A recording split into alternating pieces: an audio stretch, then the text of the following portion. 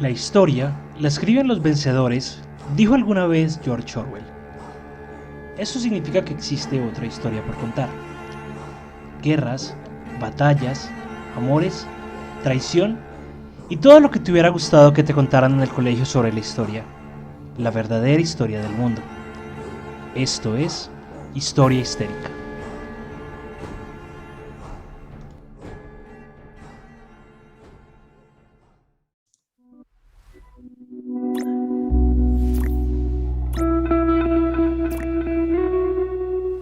Buenos días, buenas tardes, buenas noches, dependiendo de cuándo y dónde nos estén escuchando.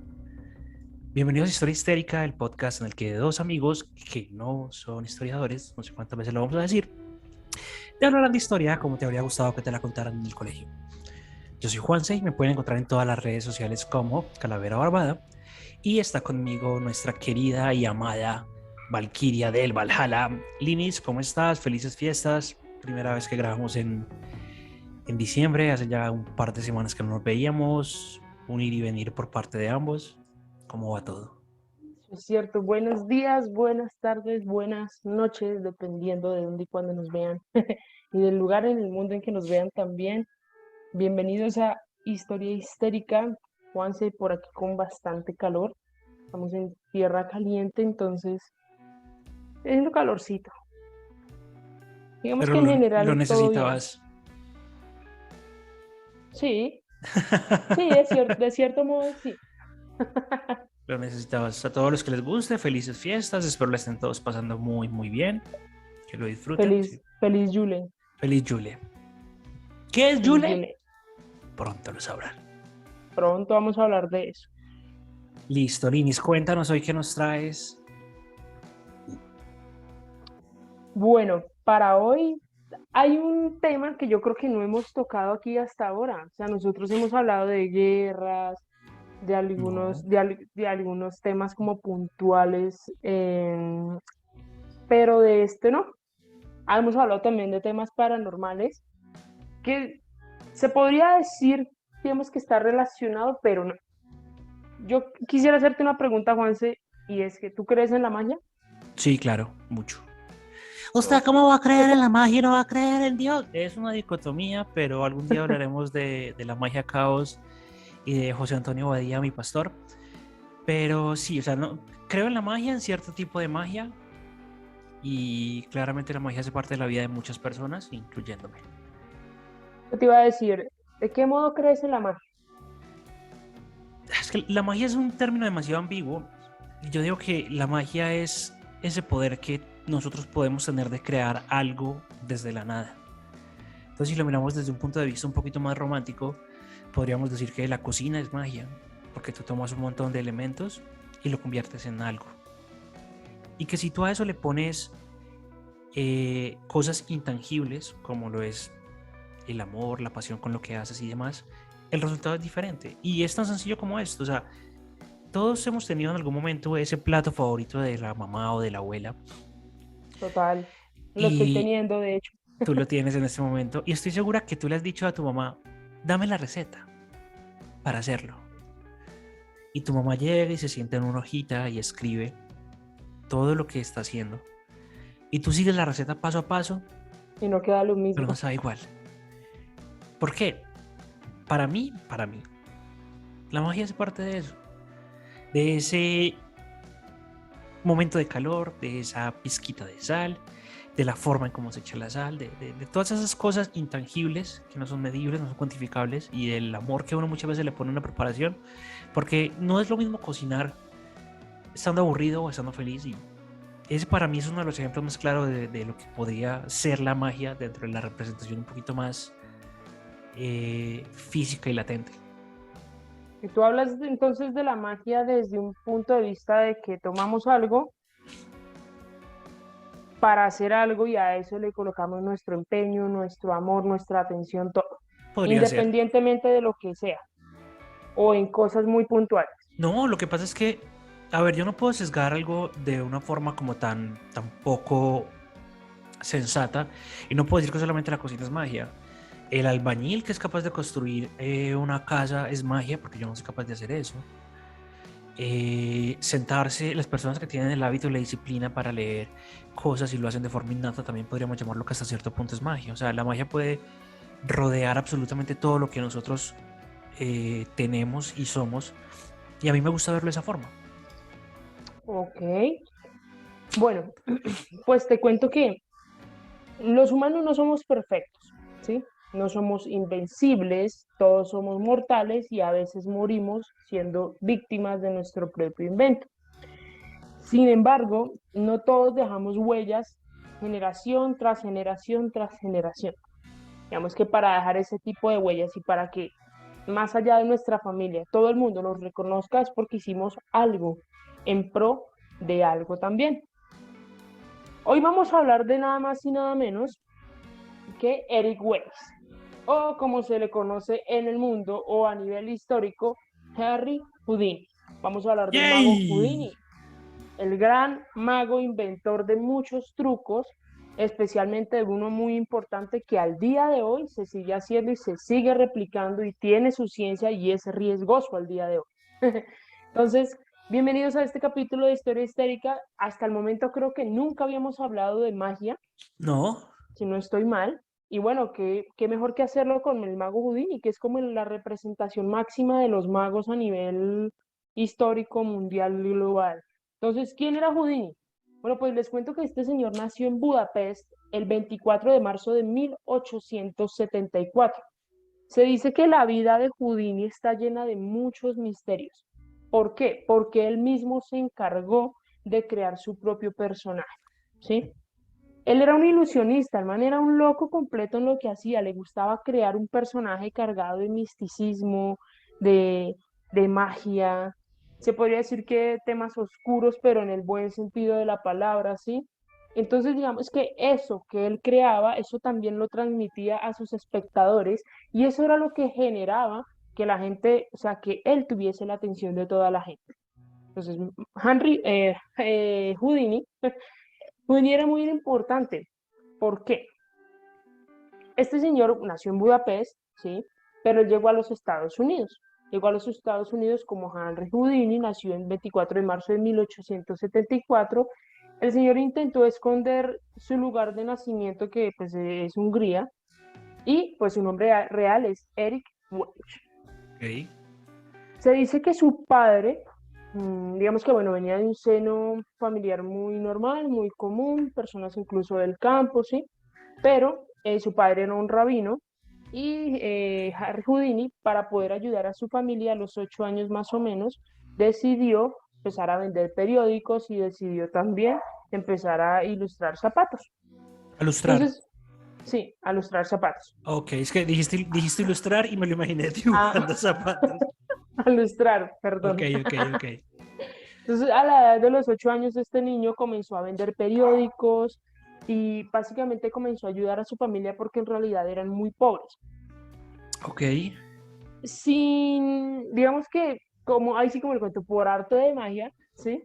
El papá decidió llevarlo al circo y Harry Houdini se obsesionó con el tema del circo. Él decía que él quería vivir en el circo, que él quería vivir para y por el circo, que quería aprender todas las magias del circo, etcétera. Entonces, sin pretenderlo, el padre pues lo ayudó a que él tomara esa línea también en su vida. Cuando Erich lo llevó al circo, al ver el espectáculo del Dr. Lin, un mago itinerante, quedó tan impresionado que a la edad de los 9 años, Henry Houdini y sus amigos del barrio formaron una pequeña compañía de circo, en la que él actuaría por primera vez en el público el 28 de octubre de 1883 con el nombre de Erich, el príncipe del aire. Allí actuó como contorsionista, como trapecista y comenzó a hacer como sus primeros pinos en magia, pero no los presentaba al espectáculo, sino que comenzaba a ver cómo hacían el tema del ilusionismo.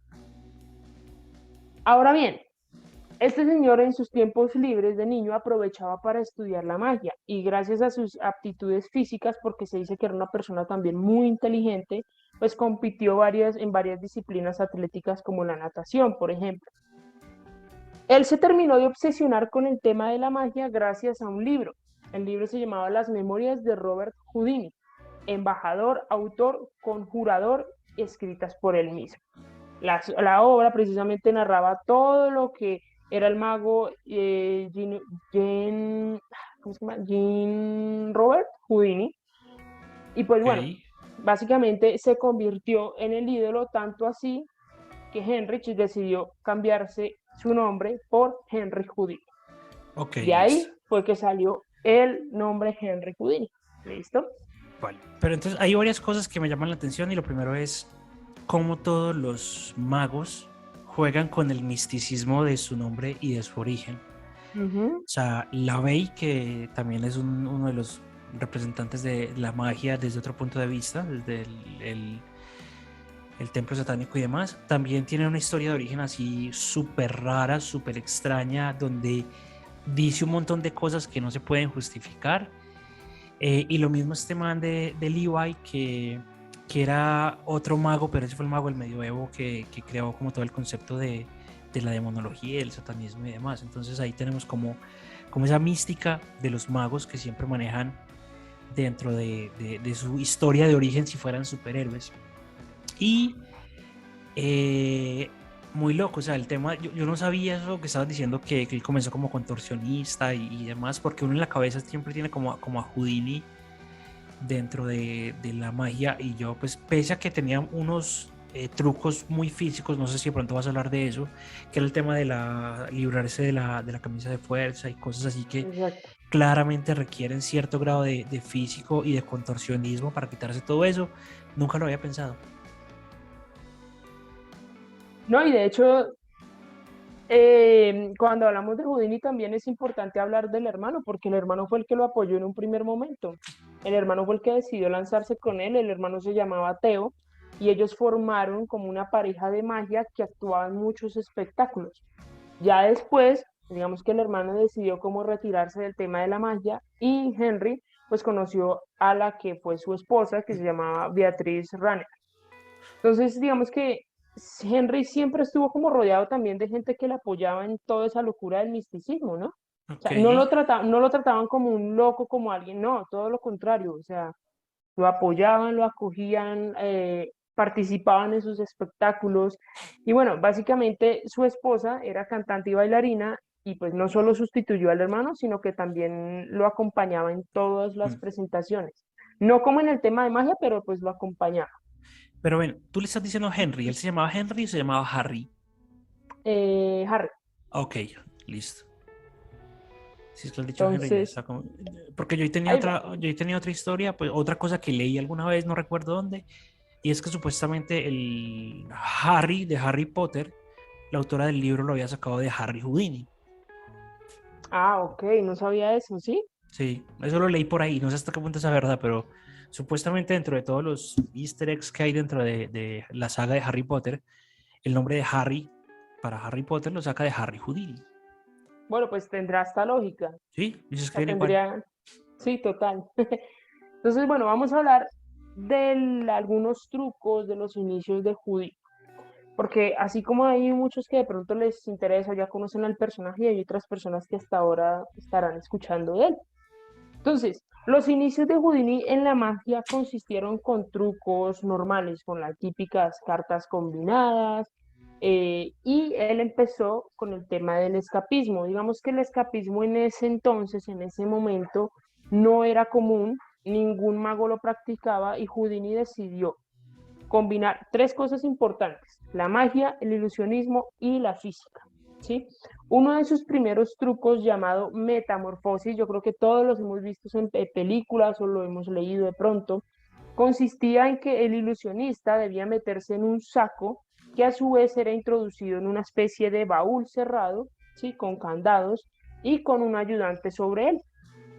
Entonces, cuando le colocaban como una especie de cortina alrededor del baúl, eh, y cuando este se abría, por supuesto, Ya estaba Houdini afuera. Tarán. estaba, sí, exactamente, estaba sobre el baúl y el ayudante estaba dentro. Esto yo creo que todos en algún momento hemos escuchado o hemos visto ese truco. Y digamos que a pesar de que Houdini estaba teniendo ese éxito, lo que lo catapultó a él fue cuando ya hizo la gira por Europa. O sea, él empezó en Estados Unidos y, mejor dicho, se volvió como el boom, pero se terminó de consolidar ya cuando hizo su gira en Europa. Él regresó más o menos a Estados Unidos en 1904 y regresó con el apodo de El Rey de las Esposas. Entonces ya era, mejor dicho, ya era un ídolo. O sea, es increíble como en ese momento donde no había mucho tema de difusión de medios también y con algo tan, se podría decir que tan criticado como lo era la magia, este señor pues logró salir adelante y logró convertirse en una estrella a nivel mundial. Entonces, bueno, Es que no, Houdini, no había más para hacer. No había internet, no había radio, no había televisión. Entonces le tocaba a la gente ir a ver a un man hacer trucos y por fortuna este man hacía severos trucos. O sea, porque no... Creo que él fue el primero en hacer el tema del cambio, de la metamorfosis, del cambio de persona dentro de un truco de magia. Él fue, ujú, ¿fue de los primeros o fue el primero? No estoy seguro. él fue el primero, él fue el Ok. primero. Y lo mismo del truco que dijiste ahorita, el que se pone como en un saco Ajá. y se amarran con cadenas. Y hay una forma en como que el cuerpo tiene que estar para que se puedan liberar y todo. Entonces, Sí, sí, sí. Maldito mago enmascarado de los 90s. digamos que Houdini supo entender que la magia, más allá de ser un espectáculo, se trataba de pura y vil física, ¿sí? Que era algo que se podía tener, se podía ver a simple vista, pero que tenía su ciencia para hacerlo. Entonces, todos sus números, los que él presentaba, perdón, en las plazas principales de los pueblos, de las ciudades, eso lo llevó a él a qué? A que llegara a Broadway. Entonces, Ok. cuando él llegó a Broadway, ya se volvió conocido a nivel mundial por un número de temas de ilusionismo. Por supuesto, hacía desaparecer de la nada a elefantes, animales, a personas, etcétera. Y sus triunfos también lo llevaron a tener pues, una fortuna considerable, ¿sí? Esto pues, le permitió tener grandes aficiones como la aviación. Y en 1910, pues, pudo sobrevolar Australia. Pero Ahora, ahí tenemos algo y es, dime. listo. Básicamente, hoy día, con la cantidad de cosas que hay a disposición, con los medios y la tecnología, creo que hacer un truco de estos no es tan complejo. Pero dime tú cómo haces para desaparecer un elefante en un escenario donde hay un Donde montón de hay gente miles de viéndote. personas. O sea, al margen de, o sea, claramente el man no lo desaparecía así de, puff, desapareció y se fue a otra dimensión. No, o sea, es un truco, es ilusionismo.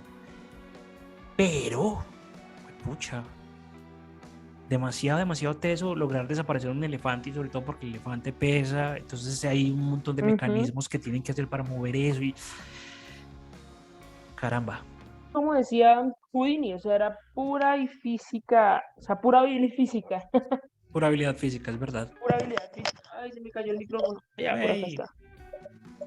Entonces, bueno, resulta que, listo, estamos hablando de Houdini, lo lindo, el tema de ilusionismo, todo estaba yendo súper bien, a nivel mundial ya era conocido, pero tú sabes que en toda historia también hay un antagonista o unos antagonistas, ¿sí? sí. En este caso, Houdini tuvo una lucha bastante grande contra los espiritistas. Los espiritistas eran un tipo de sectas o son un tipo de secta, creería yo, No. o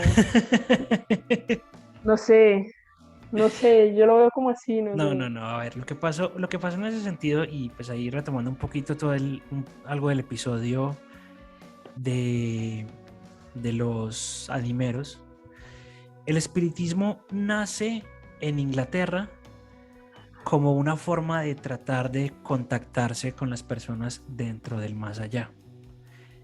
¿Por qué? Volvemos a lo mismo. Estábamos en una época en la cual no existía televisión, no había internet, la radio apenas estaba empezando, creo. Perdón, es en Francia donde se origina el espiritismo y tuvo Ujú. como un pico muy grande por parte de Allan Kardec, más o menos hasta el año 1869. Entonces, digamos que haciendo cuentas acá, Allan Kardec y Houdini tuvieron como tiempo compartido dentro de la Tierra y demás. El espiritismo, como muchas otras cosas, comienza con unas muy buenas intenciones y se convierte en un fraude.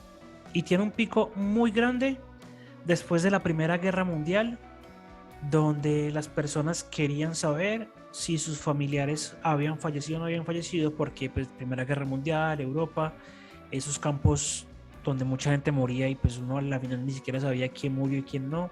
Entonces digamos que Ujú. para las familias era muy complejo eso.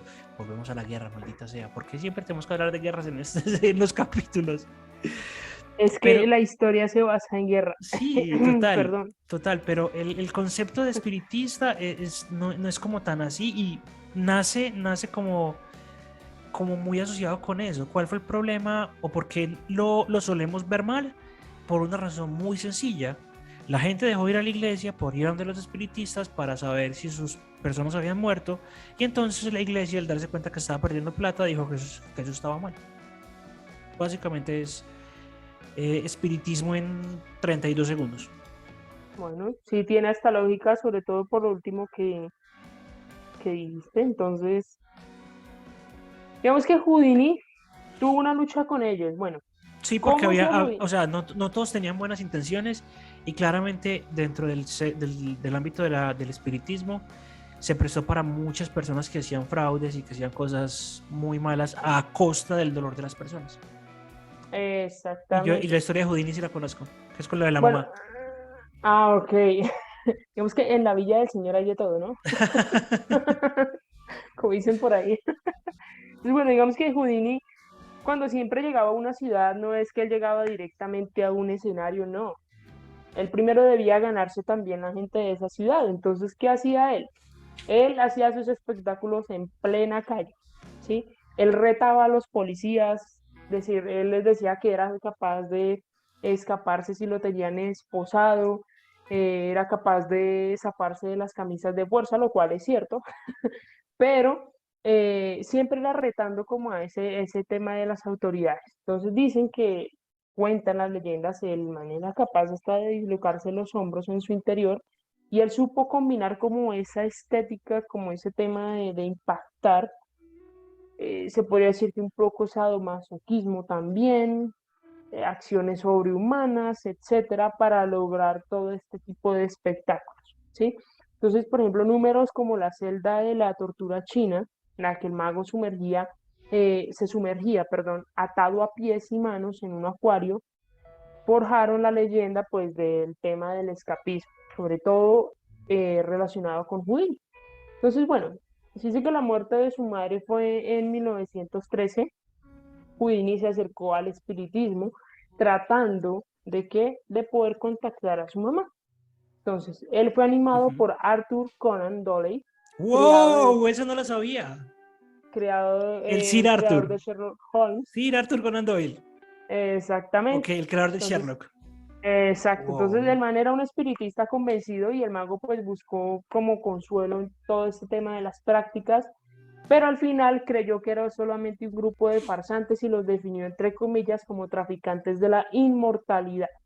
Tras una sesión en la que una medium le dijo o le dio un mensaje falso de su madre, Houdini emprendió cruzadas contra ellos. El man empezó a desvelar todos los trucos, desenmascararlos, mirar cómo hacía el tema de los montajes. Entonces, digamos que los espiritistas de esa época, como Minnie Williams, la señora Crandom y entre otros, empezaron como a forjar también como esa barrera protectora de que, a ver, este man vino a decirnos que lo que nosotros hacemos no es real y nosotros también debemos forjar de nosotros. El caso es que, bueno, Houdini logró convencer a mucha gente a través de todos sus espectáculos y digamos que la veracidad de sus poderes, ¿sí? Y fue tanta la presión que tuvo Houdini, pero que al final no lograron tampoco vencerlo. O sea, el man cada vez que le intentaban decir una cosa, él contraatacaba con, con otra. Entonces, ese es como más o menos a grandes rasgos el por qué él no decidió continuar con el tema del espiritismo. Digamos que tras varios años con esta lucha, entre comillas, no sé si se podría decir paranormal, pero digámoslo así como paranormal, Houdini lo que hizo fue que ideó un código secreto que compartió solamente con su esposa. Y este código secreto se basaba en 10 palabras. Entonces, cuando este señor muriera o algo, y si la esposa decidía irse con un espiritista, pues Houdini supuestamente le iba a revelar el código al espiritista y el espiritista se lo iba a decir a la esposa, ¿sí? Entonces, esto con el fin de que el contacto que sí tuvieran era genuino y no era una farsa, no era una mentira. Pero antes de eso, tú sabes qué fue lo que hizo que Houdini se negara o rechazara todo el tema del espiritismo. Pues técnicamente lo de la mamá, ¿no? Pero ¿sabes por qué el de la mamá? ¿Sabes cuál fue el tema con el mensaje de la mamá? No, no, no, no, Ok, no, no. él va a la sesión espiritista y le pide a la medium que contacte con la mamá, y la medium supuestamente contacta con la mamá y le escribe un mensaje y se lo entrega a Houdini. Y Houdini le pregunta a la señora, ven, eh, ¿por qué me estás escribiendo el mensaje en inglés si mi mamá no hablaba inglés? Mi mamá solamente Ah, hablaba qué una mezcla puerca. de alemán, húngaro y yidis. Mi mamá no habla inglés y tú no hablas ni alemán, ni húngaro, ni yidis. Entonces, ¿cómo es posible que mi mamá se comunique contigo en dos idiomas diferentes y tú me transcribas el mensaje de mi madre en inglés? Claro, ahí la corchó de una. Claro. Y aquí hay también un fun fact divertidísimo que me parece muy gracioso, y es que podríamos también afirmar que Houdini fue el papá del Photoshop. No sé si Ok, viste algo por ¿por ahí. qué? ¿Por qué? En todo el tema de la casa de espiritistas, y digamos que él se embanderó con todo ese tema de ser un antifraude y demás, él empezó a jugar con el tema de la fotografía para mostrar cómo hacían las personas para contactar con espíritus. Porque Ok, habían algunos mediums que estaban haciendo fotomontajes, por así decirlo, que básicamente era tomar dos fotos y sobreexponerlas una con la otra para que quedara solamente una foto como con dos imágenes. Entonces, acabo de poner la fotico, pero él lo que hizo fue que hizo un montaje de él sentado hablando con Abraham Lincoln, supuestamente. Y básicamente eran montajes antiguos que se hacían en fotos, donde cogían dos negativos, los pegaban, lo ponían uno sobre otro, luego se lo revelaban en planchas y quedaban como si las dos... gana como así. Exacto. Ok, ya pues no sabía. Bueno, digamos que otro de los trucos importantes de Houdini, él lo realizó en el Teatro Hippodrome de Londres. Hay un espectáculo que se llama Mirror, ¿sí? Él lo llamó así. Entonces el espectáculo se trataba de lo siguiente: un par de esposas especiales diseñadas por un mecánico británico que invirtió, digamos, 5 años en fabricarlas. Entonces, este espectáculo se trataba de que a él lo, como te digo, lo colgaban de cabeza con esas Ok. esposas, pero es que era una vaina, no eran las típicas esposas, era una cosa así grandísima. Aquí estoy viendo la foto de hecho. Y básicamente lo sumergían en el agua y él debía escaparse de eso, pero adicional a ello, él tenía cadenas por todo su cuerpo. Entonces, tenía cadenas con candados, y se dice que él logró más o menos en minuto y 20 zafarse de todo eso. Ok. Ahora bien, se dice también que él estuvo pues en el tema, digamos que en tribunales, etcétera, por algunos temitas ahí de fraudes. Mucha gente intentaba decirle que él era un fraude en lo que estaba haciendo, intentaban mostrar pruebas, pero al final no, o sea, no habían pruebas. Al final el man sí lo hacía. ¿Cómo? No sé, pero lo hacía. Entonces, digamos que se podría decir que Houdini burló también el tema de la física, y lo burló de una forma bastante, se podría decir que bastante como Atípica.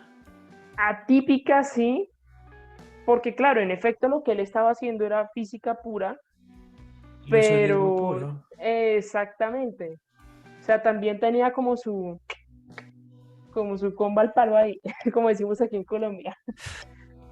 Entonces, Vamos a hablar ahorita de la muerte de Houdini. La muerte de Houdini yo la comparo mucho con la muerte de Rasputín. ¿Por qué? Porque a Houdini también lo intentaron envenenar, a Houdini le intentaron también matar muchas veces y el tipo, ¡pum!, como si nada. Ahora bien, Houdini curiosamente no murió por ninguno de sus inventos. A pesar del riesgo que este señor corría en todos sus números de escapismo, ¿sí?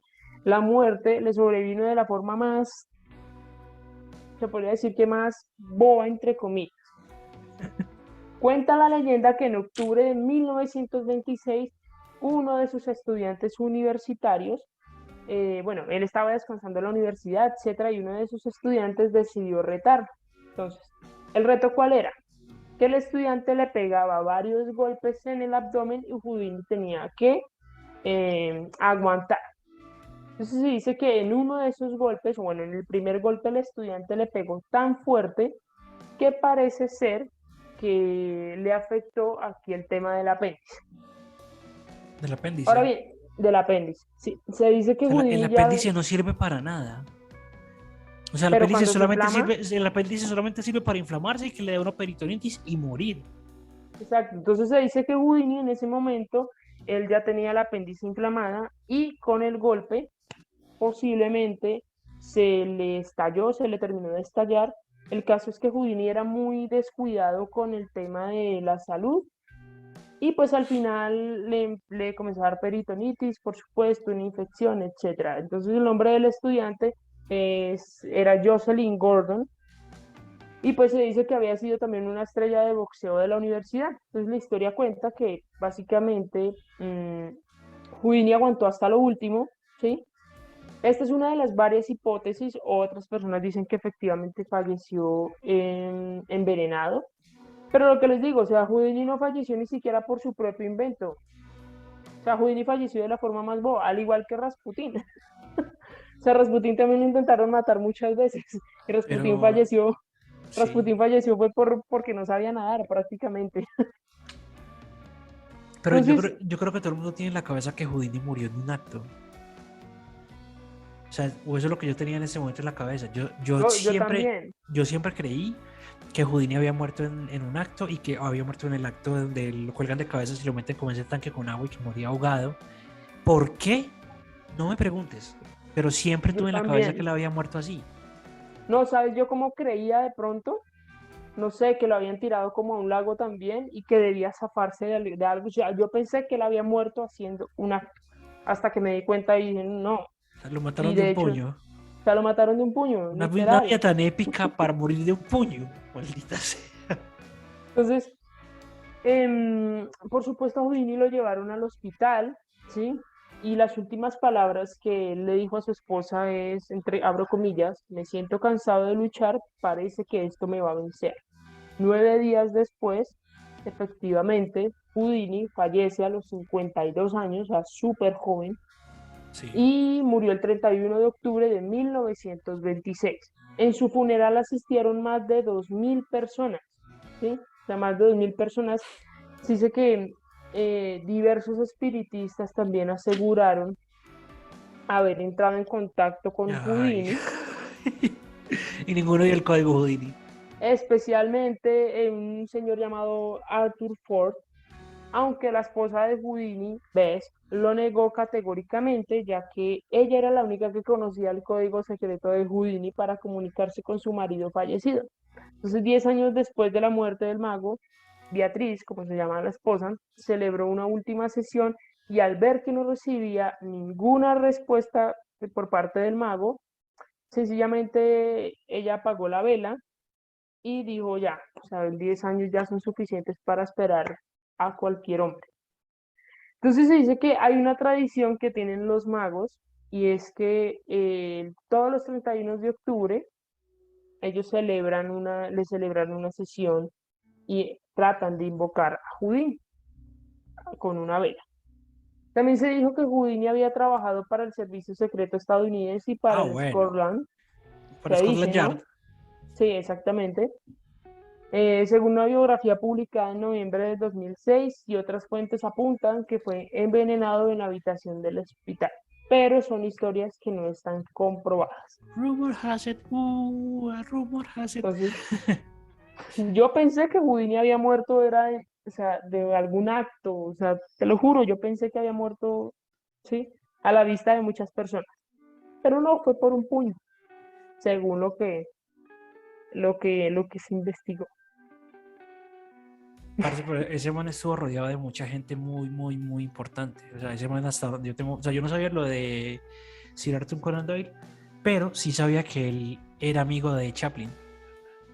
Ok, Era amigo de Chaplin y también sé que Houdini hizo cine, hizo el truco de las cataratas de tirarse en un barril. ujú. El man hizo muchas, muchas, muchas, muchas cosas, la verdad. Y capo, No, y capo, si te capo. das cuenta, bueno, y de hecho eso también me sorprendió un poco porque, o sea, uno veía a Houdini como físicamente y Houdini no tenía pinta de mago, ¿sí? O sea, no era como con el típico, de pronto con el cabello largo, así, como esas creencias que uno tiene a la antigua. No, o sea, él era con su trajecito, su chaleco, era un hombre bien, Muy bien vestido. muy bien vestido, de hecho, ¿sí? Y, o sea, él comenzó a forjar su, se podría decir que su magia y también el hecho de que todo el mundo lo conociera a partir de los 8 años, 9 años, que él fue que entró al circo. Y ahí Y también por fue ahí otra, por, ahí también por ahí otra historia muy loca que supuestamente cuando él tenía 12 años se fue a convivir con una tribu indígena que fueron los que le enseñaron a teletransportarse. por eso, por Es eso muy dije al bacano, es muy principio, chévere. o sea, él mismo se encargó de generar todo ese misticismo alrededor de él alrededor, sale puertorriqueño, Alrededor, alrededor de él como personaje y como persona. totalmente. Y bueno, este fue el capítulo de hoy. Un poquito de magia dentro de tanta guerra y tanto tema ya paranormal. Punto medio entre la guerra, los temas paranormales y la historia. Me La encantó, magia. me gustó. Y si a ustedes también les gustó, recuerden suscribirse al canal, darle me gusta, compartirlo con todos sus amigos. Recuerden que también estamos en absolutamente todas las plataformas de podcast, Google Podcast, Apple Podcast, Spotify, Anchor. Y recuerden también que nos pueden seguir en absolutamente todos los lugares, todas las redes sociales como Historia Histérica. Estamos en Instagram, estamos en Facebook, tenemos un TikTok que a veces subimos cositas por ahí, también vayan y denle una revisadita. Inis, muchísimas, muchísimas gracias. Por aquí siempre a la orden, su merced. Y a todos ustedes recuerden que lo bonito de la historia es que nunca se termina. Chao, chao.